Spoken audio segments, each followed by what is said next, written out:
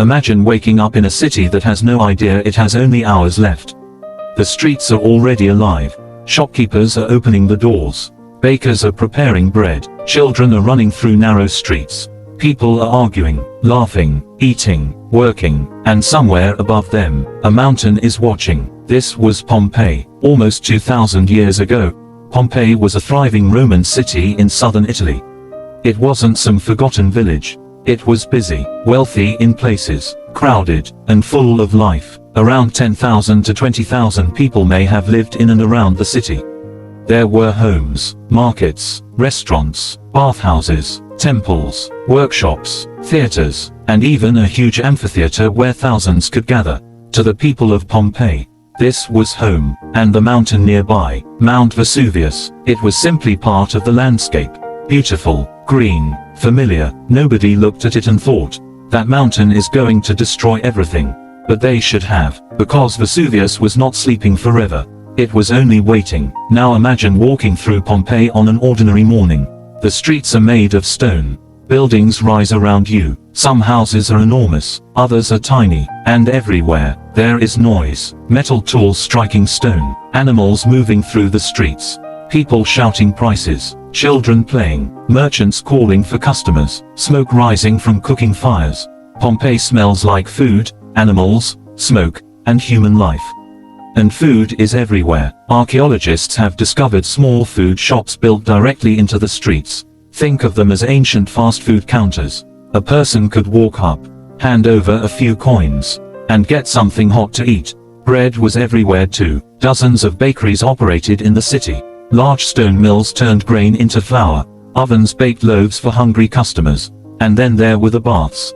For Romans, bathing wasn't simply about getting clean. It was social life. People went there to relax, talk, exercise, meet friends, discuss business. Imagine walking into a warm Roman bathhouse, hearing voices echo through the walls. While outside, Pompeii continues moving. For the wealthy, life could be luxurious. Some houses had beautiful gardens, painted walls, fountains, mosaics, private courtyards, but not everyone lived like that.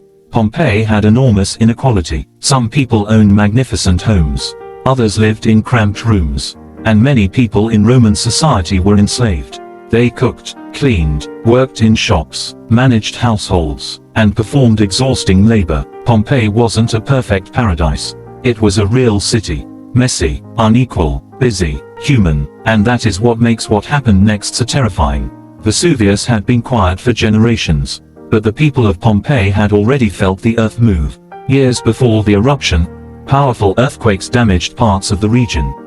Buildings were repaired, walls were rebuilt, life continued, because humans are remarkably good at getting used to danger, even when danger is standing right in front of them.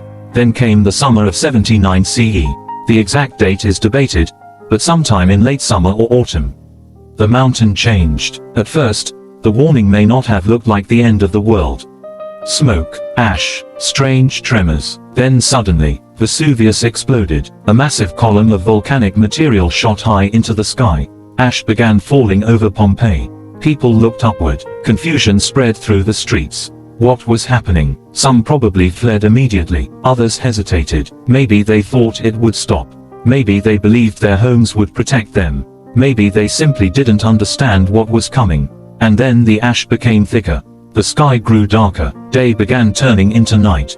Imagine standing in the street, and suddenly seeing the sunlight disappear. Ash falls like snow, but this snow is dangerous. It fills the air, covers rooftops, blocks doors, fills streets. People rush to escape. Others run back for family members. Some search for money. Some search for food. Some simply freeze in fear. The city that was noisy only hours earlier is becoming silent, but the eruption isn't finished. The volcano continues erupting, and eventually, devastating surges of superheated gas and volcanic material race down the slopes. They move far faster than a person can run. For anyone caught in their path, there is almost no time. Pompeii is overwhelmed. Buildings collapse, roofs break beneath the weight, streets disappear, homes vanish, the city becomes sealed beneath meters of volcanic material. And then, silence. For centuries, Pompeii remained hidden. The city didn't simply disappear.